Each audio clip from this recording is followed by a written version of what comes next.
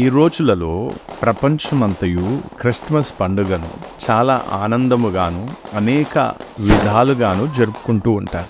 Christmas ఫోటోను, ఆ చిత్రమును తయారు చేసి ఎక్కడైతే అది పెడతారో ఆ చిత్రాన్ని మనం జాగ్రత్తగా గమనించి చూసినట్లయితే అందులో శిశువైన యేసు పశువుల తొట్టిలో పరుండబెట్టి ఉండుట, ప్రక్కన మరియా, యోసేఫులు ఇంకా గొర్రెల కాపురులు ఉండుట, వారితో పాటు మరోవైపు జ్ఞానులు కూడా ఉండటం, అలాగే ఒక నక్షత్రం కూడా మెరుస్తూ కనిపిస్తూ ఉంటుంది. ఈ యొక్క ఫోటో పైన మనం చెప్పుకున్నటువంటి ఫోటో వాక్యంతో సరిరాదు, ఈ ఫోటోకు ఈ వాక్యమునకు ఎటువంటి సంబంధం లేదు అని మనం గ్రహించవచ్చు. బెత్లెహేంలో ఒక ఇంటిని వెతుక్కొని ఆ ఇంటిలో వాళ్ళు ఉన్నారు. ఆ తర్వాత 8వ రోజు శిశువుకు సున్నతి చేపించారు. తర్వాత ధర్మశాస్త్రం చొప్పున 40వ రోజున యోసేఫు మరియలు మందిరంలో శిశువును సమర్పించడానికి శిశువును తీసుకొని మందిరమునకు వచ్చారు. అక్కడ శిశువును సమర్పించినప్పుడు ఆ మందిరంలో సిమియోనును మరియు అన్నాను వారు కలుసుకున్నారు. ఆ తర్వాత తిరిగి బెత్లెహేమునకు వెళ్ళారు లేదా వచ్చారు. ఈ క్రిస్మస్ పండుగ ఆ నక్షత్రం గురించి మనకు గుర్తు చేస్తుంది. ఇప్పుడు చాలామంది ప్రజలు తమ ఇళ్లపైన మరియు వెలుపల నక్షత్రాలను పెట్టుకొని ఉండటం, లైట్లను వెలిగించటం మనం చూస్తూ ఉంటాం. చాలామందికి ఆ నక్షత్రం యొక్క అర్థం ఏంటో తెలియదు, లేదా వారు అర్థం చేసుకోనూ లేదు. వారు దానిని ఆచారముగా పాటిస్తూ ఉన్నారు, అంత మాత్రమే వారికి తెలుసు. ఈ నక్షత్రం గురించి మనం అర్థం చేసుకోవాలంటే వాక్యములో మనం చూసినట్లయితే తూర్పు దిక్కునున్న జ్ఞానులు ఈ నక్షత్రాన్ని చూసినప్పుడు ఎక్కడో ఒక చోట గొప్ప రాజు పుట్టాడు అనే విషయం ఆ జ్ఞానులకు అర్థమైంది. ఆ జ్ఞానులు తూర్పు దిక్కున నివసించేవారు మరియు ఆ సమయంలో ఈ భూమిపై చాలామంది రాజులు మరియు చక్రవర్తులు అనేవారు ఉన్నారు. అయినప్పటికీ వారికి ఒక నక్షత్రం దూరం నుండి కనబడినప్పుడు ఎవరో గొప్ప వ్యక్తియే జన్మించాడనే విషయం వారికి తెలిసిపోయింది. ఇక వారు ఎన్ని కష్టాలు వచ్చినా సరే, ఎంత ఇబ్బంది అయినా సరే వెళ్ళి ఆ రాజును కలుసుకోవాలి అని నిర్ణయించుకొని వారు ఎంతో దూర ప్రయాణం చేసి యెరూషలేమునకు చేరుకున్నారు. అయితే వారి ఆలోచన ఏమై ఉంది అంటే, ఒకవేళ రాజు జన్మించినట్లయితే యెరూషలేములో రాజభవనంలోనే జన్మిస్తాడు అని ఆలోచన కలిగి ఉన్నారు. అందుకే వారు రాజభవనానికి వెళ్ళినప్పుడు ఆనాటి రాజుగా హేరోదు ఉండెను.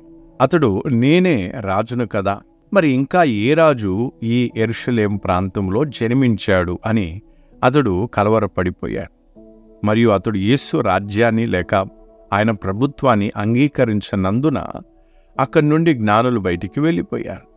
ఈ రోజులలో కూడా ఇదే విధముగా చాలామంది యేసు యొక్క రాజ్యమును లేక ఆయన ప్రభుత్వమును వారి జీవితాలలో అంగీకరించడం లేదు.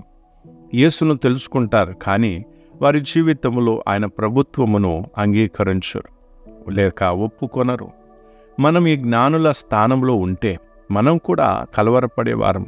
ఎందుకంటే నక్షత్రాన్ని చూశాను, కానీ ఇప్పుడు ఆ రాజు ఎక్కడున్నాడు, ఎలా వెతకాలి, ఎక్కడ దొరుకుతాడు అనే కలవరాల్లో మనం కూడా ఉండేవారం. అయితే హేరోదుకు మరో వ్యక్తి రాజుగా జన్మించాడనే విషయం తెలియదు. ఆ జ్ఞానులు బయటికి వెళ్ళిపోగానే కొంతకాలం క్రితం వారు చూసిన నక్షత్రం వారికి మరలా కనిపించింది. అప్పుడు వారు చాలా సంతోషించారని వాక్యం సెలవిస్తుంది. అయితే ఆ నక్షత్రం వారిని యెరూషలేము నుండి బెత్లెహేము వరకు నడిపించింది.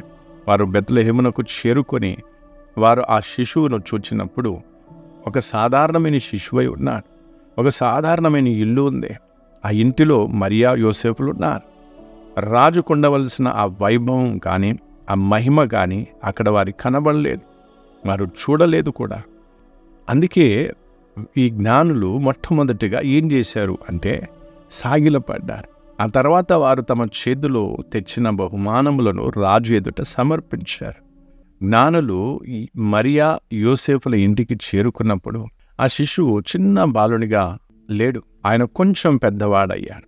అందుకే హేరోదు జ్ఞానులను నక్షత్రమును చూసిన కాల పరిమాణమును లేక సమయమును అడిగాడు. ఎందుకంటే ఆ జ్ఞానులు చెప్పిన సమయం చొప్పున చూస్తే ఆ శిశువు 2 సంవత్సరాల లోపు ఉంటాడని భావించి 2 సంవత్సరాల కంటే తక్కువ వయసు గల పిల్లలను చంపుడి అని రాజైన హేరోదు ఆజ్ఞాపించాడు. అయితే ఈ జ్ఞానులు తమను తాము ఎలా తగ్గించుకున్నారో మనం చూడవచ్చు. అందుకే ఆ నక్షత్రం బెత్లెహేము వరకు వారిని తీసుకొచ్చింది, లేక నడిపించింది. అలాగే మనలను కూడా అడుగడుగున నడిపించడానికి సర్వశక్తిమంతుడైన దేవుడు మనకు తోడుగా ఉన్నాడు అనే విషయాన్ని మనం గ్రహించాలి.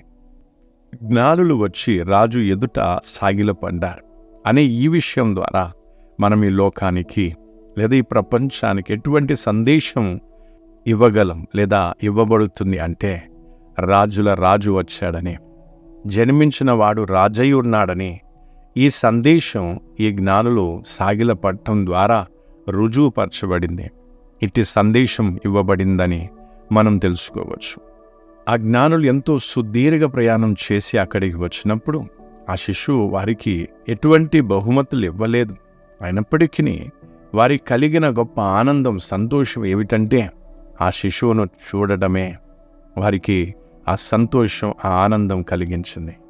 ఎందుకంటే వారు ఆ శిశువును చూడగానే వారి కష్టాలు, వారి బాధలు అన్నీ దూరమైపోయాయి.